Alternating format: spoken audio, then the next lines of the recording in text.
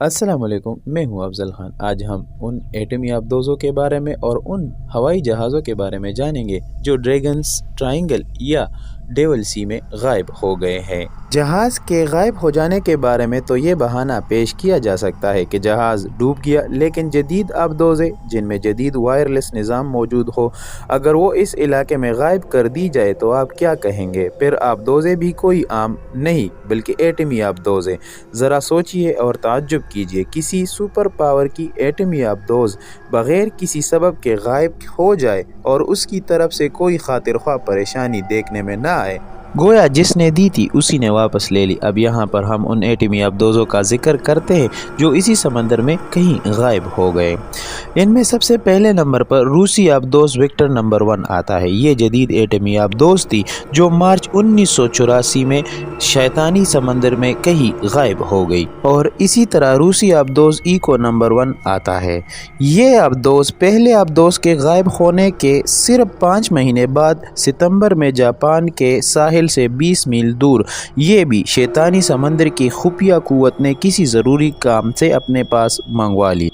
ذرا سوچئے، ایٹمی آبدوز نہ ہوئی کوئی کھلونا تھی کہ کچھ پرواہ ہی نہیں۔ اب تیسرے نمبر پر روسی آبدوز ایکو نمبر 2 جنوری 1982 کو یہ بھی اسی علاقے کی نظر ہو گئی۔ یہ بھی ایٹمی آبدوز تھی جس کا بھی کوئی اتا پتہ نہیں چلا۔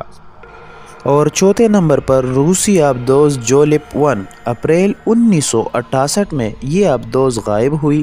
اس کے عملے کی تعداد 82 تھی اور اس پر 800 کلوگرام ایٹمی مواد لدے ہوئے تھے۔ افراد اور ایٹمی مواد بغیر کسی سبب کے پانی کی گہرائیوں میں چلے گئے۔ اور 5ویں نمبر پر فرانسیسی آبدوز چارلی، یہ ایٹمی آبدوز تھی ستمبر 1984 میں اس علاقے میں اپنے 90 سواروں سمیت غائب ہو گئی۔ اور اسی طرح 6 نمبر پر برطانوی آبدوز فوکسٹرول نومبر 1986 میں اپنے عملے سمیت یہاں پر غائب ہوئی۔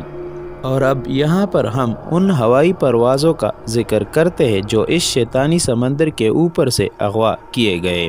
مارچ 1957 میں 10 دن کے اندر امریکہ کے 3 جنگی طیارے اپنے تمام عملے سمیت اس طرح غائب ہوئے کہ کوئی نام نشان نہ مل سکا، نہ ہی کسی حادثے یا پنی خرابی کا پیغام پائلٹ کی جانب سے موصول ہوا۔ یہ طیارے JD-1، KB-50 اور C-97 تھے۔ اس کے علاوہ جاپان کا جنگی طیارہ P-2J 12 جولائی 1971 کو غائب ہوا اور یہ بھی کوئی ہنگامی پیغام نہیں دے سکا۔ 27 اپریل 1971 کو جاپان کا ہی ایک اور جنگی طیارہ P-2V7 غائب ہوا۔ اس کے 2 مہینے بعد جاپان کا تدریبی طیارہ IM-1 غائب ہوا۔ JA-341 مسافر بردار طیارہ مغا صحافیوں کی ٹیم کے اس علاقے کے اوپر سے گزر رہا تھا۔ یہ صحافی امریکی مال بردار جہاز کیلیفورنیا مارو، جو کہ پہلے یہاں غائب ہو چکا تھا، کی تحقیق کے سلسلے میں وہاں جا رہے تھے۔ یہ صحافی غائب شدہ جہاز کی تحقیق تو نہ کر سکے، البتہ دنیا کو اپنی تحقیق میں ضرور لا گئے۔ ایسے غائب ہوئے کہ نہ طیارے کا سراغ ملا نہ صحافیوں کی ٹیم کا۔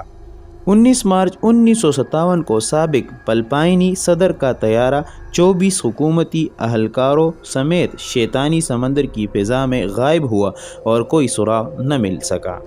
اور اسی طرح انفارمیٹیو ویڈیو دیکھنے کے لیے ہمارا چینل لائک، سبسکرائب اور شیئر ضرور کیجیے، اور اپنی قیمتی رائے سے ہمیں آگاہ کیجیے کمنٹس کے تھرو۔